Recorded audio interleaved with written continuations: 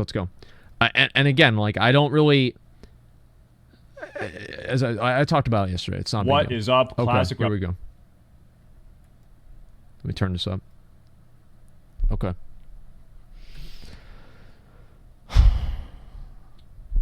Okay. What is up, Classic WoW gamers? My name is Staysafe, and I will be your host for today's episode of Classic WoW Drama. Today, we have exactly 10 minutes of drama to talk about. Let's get right into it. How convenient.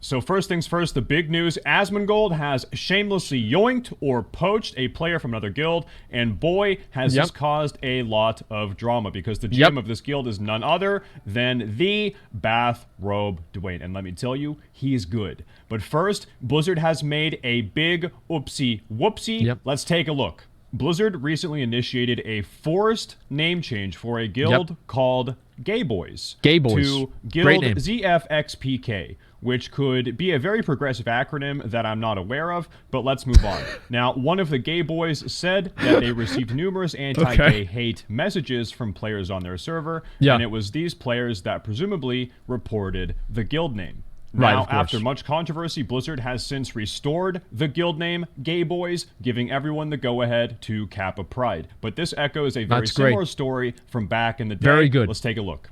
In 2006, Blizzard issued a warning to a player advertising her LGB-friendly guild in trade chat, but after a rethink, Blizzard retracted the warning and offered sensitivity training to over 1,000 game masters in North America, Europe, and Asia to ensure that there was never a repeat of the incident. Sensitivity training. But it's starting to feel like we're in a time loop. I can only imagine being the GM sifting through the guild chat logs of the Gay Boys to determine if they're a troll guild or actually a guild full of gay boys. Definitely a very long and hard job.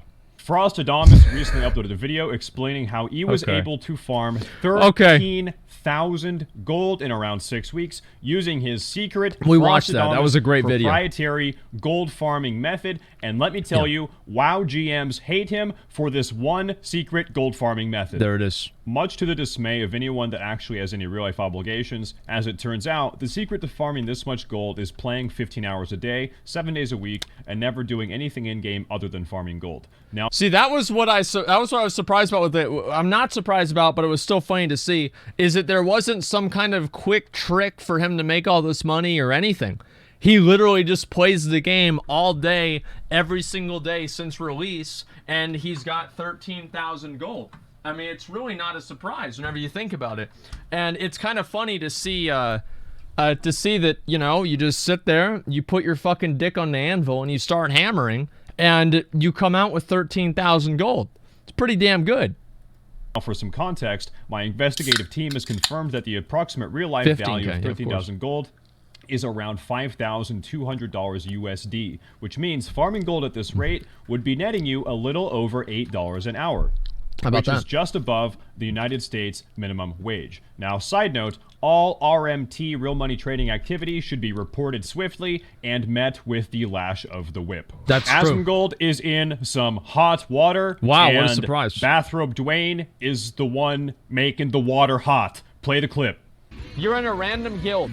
Can we yoink you from your guild called Yoink and put you in Olympus 4?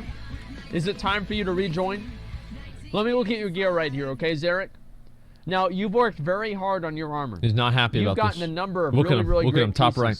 but there's not a single item that you have from the Molten Core. Do you know why that is? Because you're in a dog shit ass guild that's never going to raid. Now, Bathrobe Dwayne did not take too kindly to this, and here is his response. Play the clip. Hi, this is Bathrobe Dwayne, leader of the Yoink Guild, with a message for Asmongold. Yeah, so, are you good? Are you good? No. You took my Nelf Rogue, right? From Olympus 4 that, you don't even control anymore, Baldy. You lost the guild. Yeah, you stole him because you needed that, but, are you good? Yeah. Are you good? Okay. Yeah, no. You lose every duel because you don't want engineering, but, are you good? Are you good? You gave a Paradigm's Blade to a warrior. Are you good? Are you good? He's not happy. McConnell. Made him join the fucking horde. Because you're good, right? Now, these are some very big accusations, but wait, there is more. Play it. Tell you what, Baldy, I challenge you to a duel. That's right, a duel. See this? I won't even wear armor. Okay, I'll just wear my helmet, weapons, trinkets, and rings. If you win, you can have my framed Onyxia playing card. Because I'm not going to need it. I've never even raided with my guild. Who needs it? That's true, because there's nobody in the guild. Onyxia's raid deck. You see that? Yeah. And if I win, I want the tryhard emote unbanned in your chat forever. Because you know it's not racist. It's fucking happy. It's stoked. Everybody that uses it is stoked. Okay? True. So as you can see, the stakes have never been higher, and the consequences will never be the same. But just as you thought that this couldn't get any wilder or stupider, Shoe Nice, a man known for eating glue mixed with vodka, weighed in with something to say. Take a look. Hey everyone, Shoe Nice again. Well, basically, is this new? If you don't know the guild Yoink from World of Warcraft, created by Bathrobe Dwayne, then you don't know anything about World of Warcraft. Okay. Either way, the dude is no joke. He owns you, and he will see you in your nightmares. Daytona Beach for life. Now, I don't think that truer words. What about Daytona? What does that do with Daytona Beach? Will this duel ever take place? My inside sources indicate that the duel will be happening on Tuesday, October 22nd, the day after this video goes live, and is expected to be one of the craziest and stupidest events Classic WoW has ever seen. At this point, I would like to take a moment and give a quick shout out to the sponsor of this video, Esfon's Mustache. This fine mustache. Let's go ahead right now, just so we can wrap this up. Let's go ahead and we're going to look, and just so anybody who didn't see yesterday's stream will look and we'll see how it went, okay? How the duel went. And then we'll move on past that, okay? So let's open it up and let's go ahead. We're going to start. We're going to see how the duel went, okay? Here we go. All right. Okay. So attention and like it's about being entertaining. A lot more relevant once. Give me a minute. We're waiting. I will let you get the opener on me this time. Okay, here we go. So it's a very, very different paradigm than like a large. Okay, all right. Here's the duel.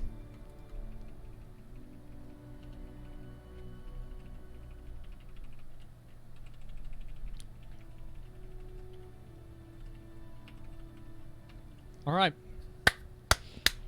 So, no racism. So there it is. Guys, listen. There it is. That was the duel. That's why. And I did win.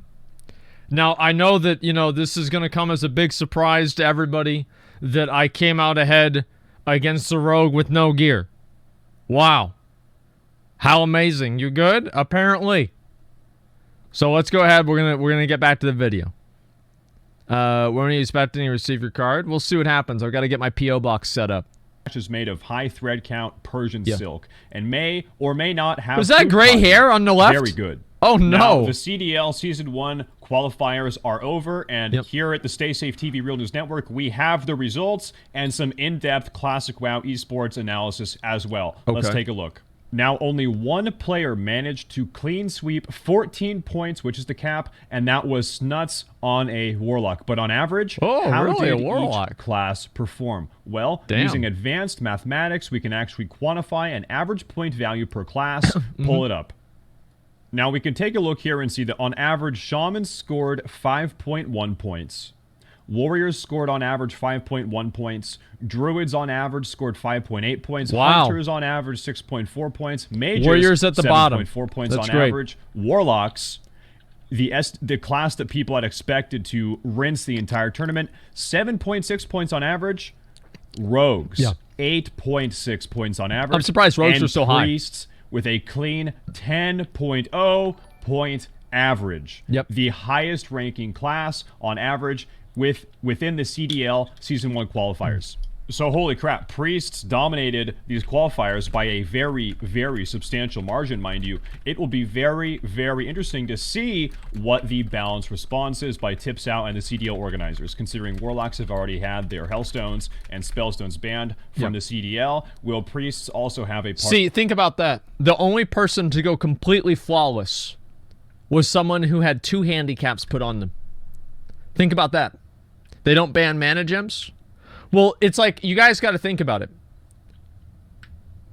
The way that I figure out what class I want to play is which class has the most amount of their abilities and utilities disallowed because they're OP. Which is why I'm leveling up my Warlock. He'll be 60 in a few days, and by that time, he'll probably also be full epic. It's also nuts. You're right. I think that Warlocks have maybe a higher skill cap, and Priests maybe have like a lower skill cap, but, or maybe I don't know about a lower skill cap, but I think that Priests have a higher skill ceiling. Like, it's easier to play a Priest well than it is to play a Warlock well. But I think that, you know, at a very, very high level, it's very hard to say which one's actually better. Fear and Dawn. Yeah, it depends. Of their toolkit banned, having 2 times the win rate of Shamans and Warriors is absolutely wild. Yeah. Hallows End is upon us, and with it, we have access to some very spooky rewards. But most notably, the very powerful buff, Invocation of the Wicker Man, which increases health regen, mana regen, and stamina by 25% for 2 hours. So if you were planning on doing a Molten Core speedrun or anything like that anytime soon, you definitely want to make sure you get this buff by picking it up right outside of Undercity, proving once again that Horde has an easier time doing just about everything than the Alliance in Classic WoW. Recently, Blizzard opened more free character transfers. Yeah, except for that. That's, you know, high pop to low pop and medium pop realms, which could be taken as an indication that Phase 2 is coming out soon. Still, there are several realms that are layered and experience login queues, and Blizzard has got to bleed out these high pop servers before Phase 2 can come out, and we can all start killing level 48s 16 hours a day to farm honor and rank up. This also raises the discussion about paid server transfers. Should Blizzard offer this option, and if so, when? This seems to be a very common discussion or topic at the moment among several Classic WoW forums, and in my opinion, I think they should offer this down the road at some point, but definitely not right now. Right, I totally fucking agree. I think it'd be a terrible decision for Blizzard to do that, because what's going to happen is people are all going to migrate to mega servers. That's what's happened in retail. I think that at the beginning, in order to make sure that servers stay stable and, you know, certain servers don't die out or anything like that, they should only allow servers that have high pops to transfer over to low pop servers. That's it. And anything else besides that, I feel would not be healthy for the game. Well, I pretty heavily speculate that there would be more players trying to transfer to high pop servers than players trying to transfer off of high pop servers, which would work contrary to the goal of dwindling down these high pop servers so we can get rid of layering as soon as possible and move on to Phase 2 in the next couple months. That would be amazing. Guys, that is going to wrap up this video. Make sure to subscribe, hit the bell, find me on Twitch, check all the links out below in the video description, or leave a comment as well. That would be great. If you would like to submit a story for a future video, make sure to join my Discord and either DM me or post the story or the link or whatever you have in the drama channel in the Discord. As always, thank you for tuning in to the Staysafe Real News Network, and stay safe. Okay.